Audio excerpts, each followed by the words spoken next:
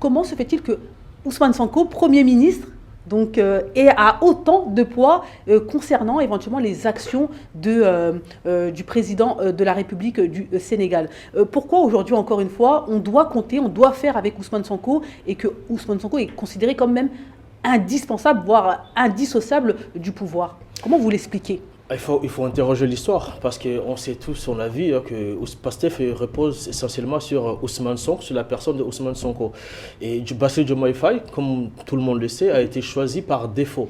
Et les peuples sénégalais attendent plus de voir Ousmane Sonko arriver à la magistrature suprême.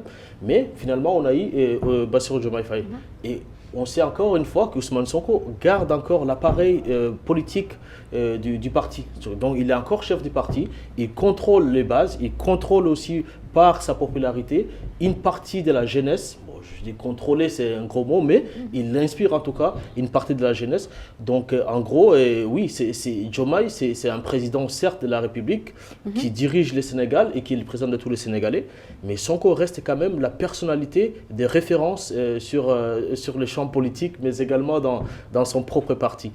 C'est pour cela qu'il y a un peu cette différence. Les gens n'arrivent pas trop, parfois les gens qui ne comprennent pas trop ce qui se passe au Sénégal, n'arrivent pas trop à comprendre comment est-ce qu'un Premier ministre peut être aussi plus puissant que le président de la République. Mais malheureusement, c'est le cas au Sénégal aujourd'hui. On a un Premier ministre qui a une base politique et une crédibilité est plus importante que celle du président de la République. Est-ce qu'on peut